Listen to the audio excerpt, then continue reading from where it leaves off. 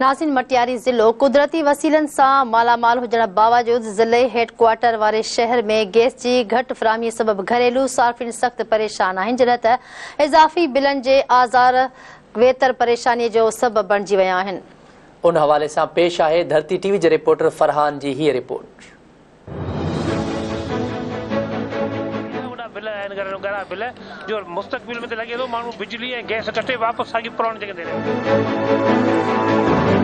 Gas जाम है पर उनके स्लो करे आस्ते करे पूरे शहर के बुख मारे रहा।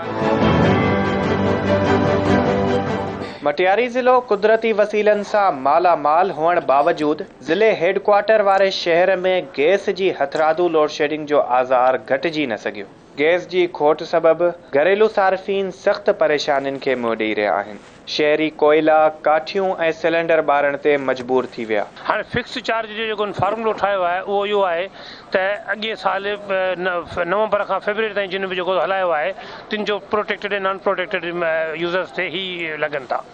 सम्झ में कोन थो अचे त उहे बि छो आख़िरकार उहे फिक्स चार्जिस जो कंहिं खे स्टार्ट ॾिनो आहे त ख़ुदा करण शइ माण्हू हलाई जेको गैस आहे तक़रीबन को 100 मीटर मसाला आया क्यूबिक मीटर उन्हनि ते इहो फिक्स लॻाइण जो इख्तियार कंहिं ॾिनो आहे। हाणे सॼो ॾींहुं गैस आहे ई कान। अॼु बि सुबुह गैस बंदि हुई मटियार में, पोइ फ़ोन करे हेॾां होॾां करे पोइ उहा थोरी हली आहे।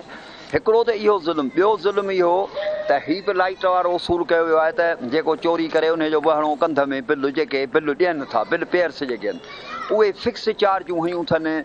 अगरि 90 यूनिटनि खां तव्हां घटि कयो त 490 खां 91 यूनिट थी विया त 1000 भला बिल था वठो, तव्हां वधाया आहिनि न, त उहा शइ त ॾियो न साईं। जाम आहे पर उनखे स्लो करे आस्ते करे पूरे शहर के बुख मारे रहा आहिनि ऐं गैस न हुअण करे शहर में हिकिड़ो बीमार के ग़रीब के मिसकीन जिन वटि काठियूं आहिनि न वरी उन्हनि वटि कोयला आहिनि न उन वटि गैस आहे त ज़िलो सॼो लुटिजी वियो।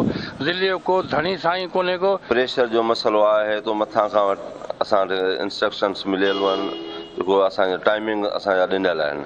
बाक़ी आहे बिलनि में हींअर वाक़ई मसाला थिया आहिनि, तमामु घणा मसाला आहिनि, पर हाणे मसइलो इहो आहे जो असां त कुझु नथा करे सघूं। इहा ओघरा जी पॉलिसी आहे, हुकूमत जी पॉलिसी आहे जेको हींअर रेट चेंज कयो अथनि इन जे करे जेको आहे सो ज़ाहिर आहे त फिक्स चार्जिस लॻी विया आहिनि। 400 रुपया फिक्स कयो अथऊं, घटि में घटि 400 रुपया मीटर रेंट कयो अथऊं ऐं 90 खां हिकिड़ो यूनिट बि टिपी वियो त उन ते वरी 1000 रुपया असां कयो आहे। जेको गवर्नमेंट रेट चेंज कया आहिनि 193% त ज़ाहिर उन हिसाब सां बिल बि वधंदो।